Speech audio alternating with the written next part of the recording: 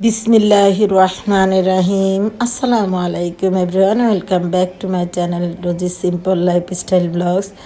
আশা করি আল্লাহ রহমতে সবাই ভালো আছেন। আলহামদুলিল্লাহ আমরাও ভালো আছি। নতুন একটি ফ্যামিলি ব্লগ দেখার জন্য সবাইকে স্বাগত জানাই।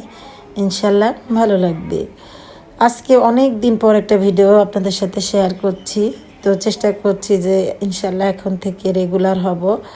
যাই হোক, এখন ভিডিওটা কি জন্য এত দেরি করে ছাড়লাম একটু আপনাদের সাথে বলি। কারণ আমি 4 দিন হাসপাতালে ছিলাম আর কি। ঈদের আগে 4 দিন মেয়েটিকে নিয়ে হাসপাতালে ভর্তি হতে হয়েছিল।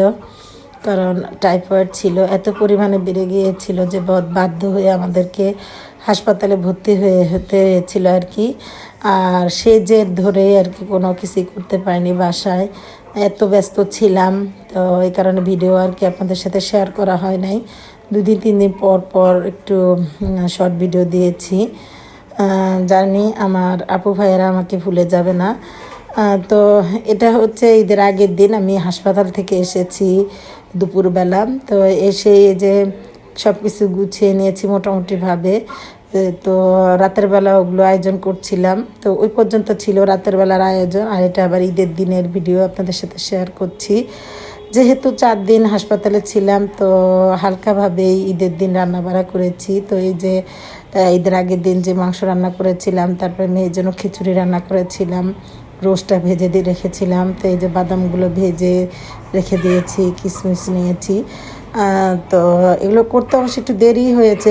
তো আমার হাজব্যান্ড ওদের আমার ছেলেদের জন্য একটু সেমাই রান্না করে আগে একটু দিয়ে দিয়েছিলাম। কারণ ঈদুল ফিতরের দিন হচ্ছে মিষ্টি মুখে দিয়ে যাওয়া হচ্ছে সুন্নত, রাসুলের সুন্নত আর কি, রাসুল সাল্লামের।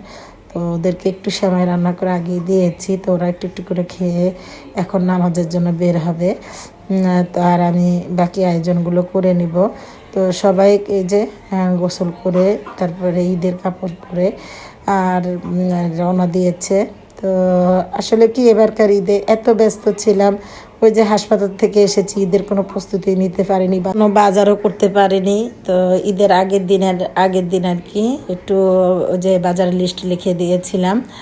যেহেতু আমার সংসারে কেউ নাই, আমি একা, তো দেখা গেছে কি হাসপাতাল থেকে বাসায়, বাসায় থেকে হাসপাতাল এরকম করে দৌড়াদৌড়ি করেছি। বাসা থেকে 30 টাকার ভাড়া হাসপাতাল, তো বোঝান মোটামুটি ভালোই দূর। তারপরে মেয়েকে গুছিয়ে গেছে রেখে আবার বাসায় যেতে হয়েছে, বাসার কাজ করতে হয়েছে, আবার বাসা থেকে সব গুছিয়ে আবার হাসপাতালে আসতে হয়েছে। তো এই জন্য এবারকার ঈদে কোনো প্রস্তুতি ছিল না, তাই ঈদের দিন একদম সিম্পল রান্না করে নিয়েছি। তারপরও এই যে লাচ্চা রান্না করে নিচ্ছি, লাচ্চাটা একটু ঘিয়ে ভেজে নিচ্ছি, তারপরে রান্না করে নিব। রাতের বেলায় আমি দুধটা তৈরি করে রেখেছিলাম। তো সিম্পল আয়োজন ছিল নুডলস, তারপরে ছিল হচ্ছে জর্দা সেমাই আর কি, যেটা বলে ভুনা, আমাদের এলাকাতে ভুনা সেমাই বলে। তো এই যে নুডলস রান্না করে নিচ্ছি। আর খাবার আয়োজনের লাঞ্চের জন্য করেছিলাম হচ্ছে রোস্ট, পোলাও আর হচ্ছে ডিম। তো ওই যে হালকার ভিতরে রান্না করে নিয়েছি আর কি। তো সময়ের তাগিদে করা, আসলে কি মানুষের জীবনে কখন কি হবে কেউ জানে না। কখনোই ভাবতেই পারেনি যে এভাবে আমাদের জীবনে একটা ঝড় আসবে।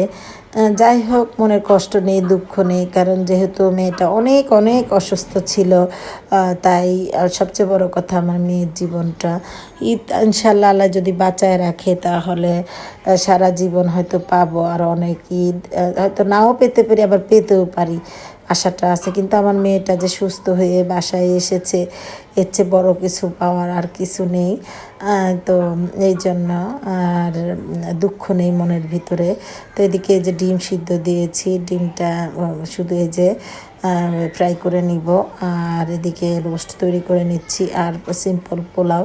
যেহেতু কাজের মানুষ নাই, কাজের মানুষ বাদ দিয়ে দিয়েছি ঈদের আগের দিন থেকে, কারণ কাজের মানুষটা একটু বেয়াদবি করেছিল। আসলে কি সব কিছু ভালো লাগে, বেয়াদবি করা পছন্দ না। তো কাজের মানুষটাকে বাদ দিয়ে দিয়েছি, নিজেই এখন সব একা একা করতে হচ্ছে। আর আজকে ভয়েস দিচ্ছি, আজকে হচ্ছে রবিবার। অলরেডি আমার হাজব্যান্ডের অফিস খুলে গেছে, আমারও ইনশাল্লাহ আগামীকাল থেকে খুলে যাবে। একটু চিন্তা হচ্ছে, যাক অনেক এরকম সময় কাটিয়েছি, আল্লাহ রাব্বুল আলামিন ধরেও চাই, কথা বলে মেরেও চায়, তো আল্লাহ সহায় হবে ইনশাল্লাহ।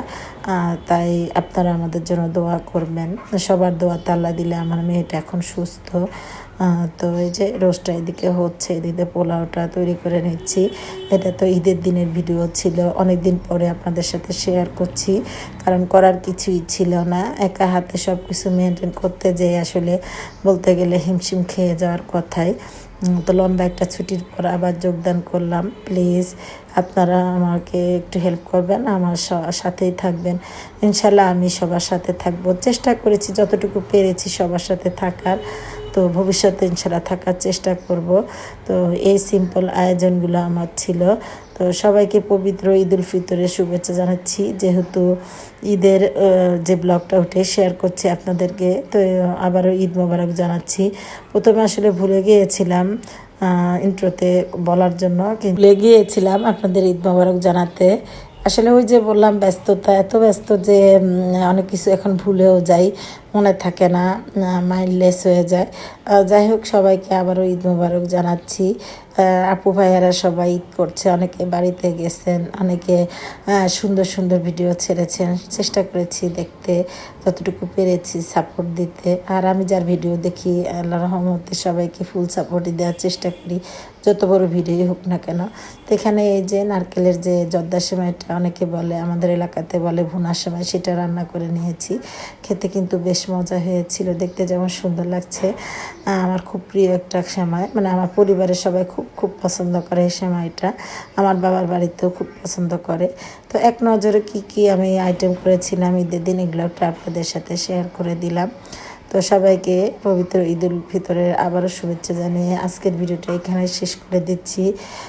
তো ভিডিওর কোনো জায়গায় যদি একটু ভালো লাগে একটা লাইক দিতে পারেন, পাশে থাকতে পারেন, ইনশাল্লাহ আমি আপনাদের পাশে থাকবো। আর যারা নতুন এসেছেন আমার চ্যানেলে, সময় অনুযায়ী ইনশাল্লাহ চলে যাব আপনাদের চ্যানেলে। তো সবাই ভালো থাকবেন, 5 ওয়াক্ত নামাজ পড়বেন, কোরআন শরীফ পড়বেন, একে অপরের জন্য দোয়া করবেন। আমি খেতে খেতে আপনাদের কাছ থেকে বিদায় নিয়ে নিচ্ছি। আল্লাহ হাফেজ, আসসালামু আলাইকুম।